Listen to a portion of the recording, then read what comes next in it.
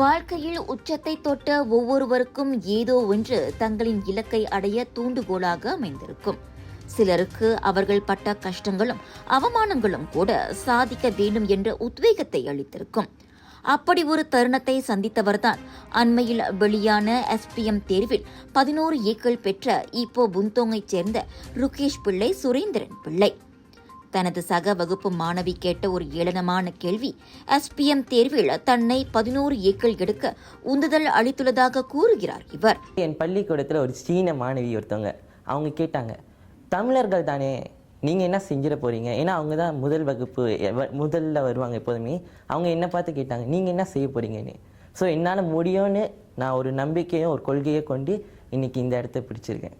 அன்று தன்னை இழிவுபடுத்தும் வகையில் சக வகுப்பு மாணவி கேட்ட கேள்வி அவமானமாகவோ பொறாமையாகவோ என்னை யோசிக்க வைக்கவில்லை. மாறாக நிரூபித்து காட்ட வேண்டும் என்ற சிந்தனையை தூண்டியதாக கூறுகிறார் இவர். விவாகரத்தால் தனது தாயை விட்டு பிரிந்து வாழும் ருகேஷ் 4 உடன்பிறப்புகளில் மூத்தவர் ஆவார். தந்தையோ சிங்கப்பூரில் பணிபுரிய இவரோ இப்போவில் பெரியம்மா, பெரியப்பா, பாட்டி என பெரிய கூட்டு குடும்பத்தில் தனது தம்பிகளுடன் வசித்து வருகிறார். எனக்கு அப்பா சிங்கப்பூர் இருக்கிறதுனால என்னோட பாட்டி தான் என்னை முழுமையாக பார்த்தாங்க. ஸோ அவங்களோட உறுதுணை, அவங்க தான் எனக்கு உணவு மற்றும் பள்ளிக்கூடத்தில் ஏற்றிட்டு விடுறது, பிரத்யேக வகுப்புக்கு ஏற்றிட்டு விடுறது. ஸோ என்னோடய பாட்டியோட உறுதுணை தான் என்னை இந்த அளவுக்கு ஒரு நம்பிக்கையோடு இங்கே என்னை நிற்க வச்சது.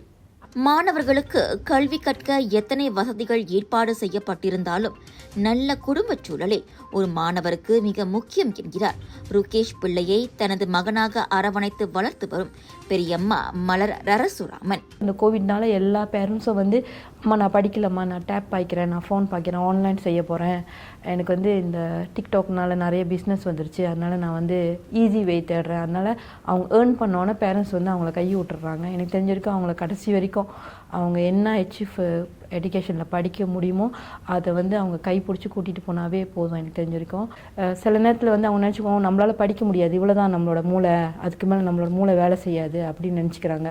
ஆனால் அவங்க ஹார்ட் ஒர்க் போட்டால் அவங்களோட கேப்பபிள் அவங்களுக்கு தெரியும்னு நினைக்கிறேன் எனக்கு தெரிஞ்ச வரைக்கும். ஆனால் எனக்கு தெரிஞ்சிருக்க பேரண்ட்ஸ் இந்தியன்ஸ் பேரண்ட்ஸ் கை விட்டுறக்கூடாது. அவங்கள கடைசி வரைக்கும் ஒரு எஜுகேஷன் எனக்கு தெரிஞ்சிருக்கும் மலேசியாவில் ஒரு SPM ரிசல்ட்டாஸும் வேணும்.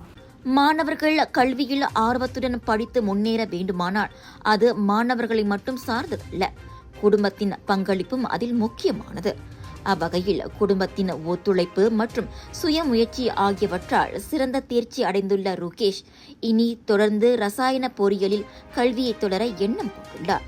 இவருக்கு மேலும் பல வெற்றிகள் குவிய வணக்க மலேசியாவின் மனமார்ந்த வாழ்த்துக்கள்.